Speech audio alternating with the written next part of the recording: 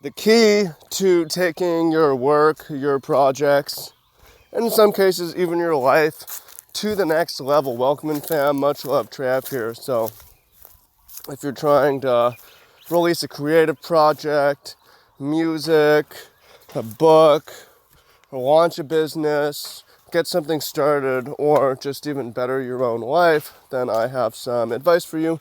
And this is good advice that came to me from various business mentors through in-person and through books and podcasts and so on.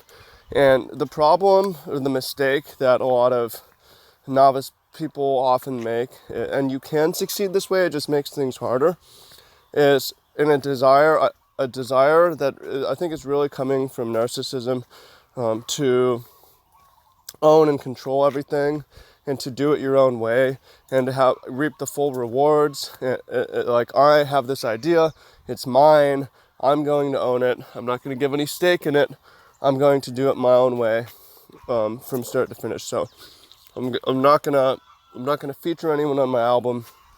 I'm not gonna have anyone else work or look at my book. I'm not gonna have any business partners in my business. And what ends up happening is you're only one person. There's only so much you can do. In almost every case, people who get rich do it together, do it with someone else, someone who releases a successful creative project. It's almost always working with someone else, and it's very rarely, and that's just because you have more manpower, you have more energy, and the key to do that is getting other people invested in your project, giving up some stake. Like, I want someone else to have 50% of the business so that when I'm sleeping, I know they're thinking about it too, right? They have ownership. So I want to give up stake. I want to bring in people to cover the things that I'm weak at.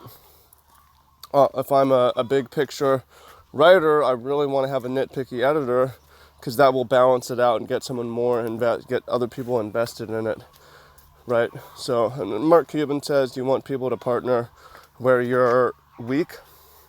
You cover each other's weaknesses.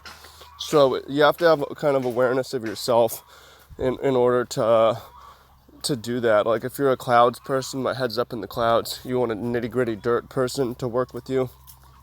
If you're very detail-oriented, maybe you want to partner with some visionary big picture thinker, right? And this applies to just about any sort of work or project. Like, you want to run a farm, you're not going to do it on your own. You don't need all the profits. You'd rather have other people who have some sort of stake in it too, right? Just for about anything.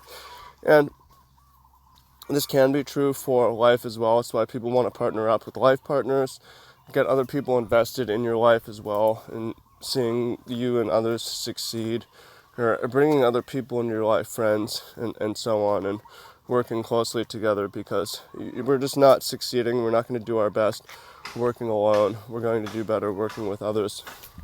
So, something to think about. Do you have a tendency towards doing things alone?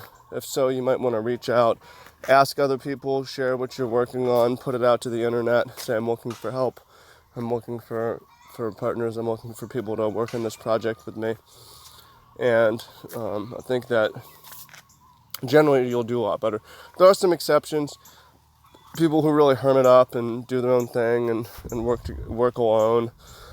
If that's in your personality, you know that it's possible to succeed, but it probably is going to make things a little bit harder. Generally, it's going to be a bit easier working with teams.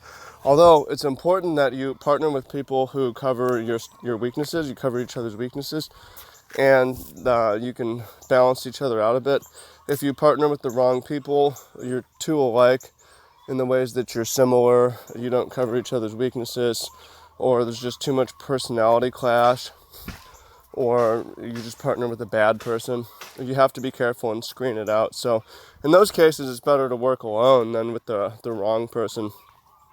So you have to step up your screening. You have to step up your reading of people. You have to step up your understanding of personality and motivation and sociology and human history. So Question for you: what's something that you're doing too much on your own, and how can you get other people invested in your project? Me, I'm working on this book, The Food Life, which I'm very excited about. I'm trying to release it early February now, but sometimes some of my projects I haven't had like editors the whole process, but I brought someone in to cover the details with me and give them a stake in the profits and gonna give them credits in the book. And now I feel a lot better now that it's partnered, and I'm looking for other ways, bringing in even more partners, because we'll, both be motivated and people getting the message and reading it as well, because we both have share in it.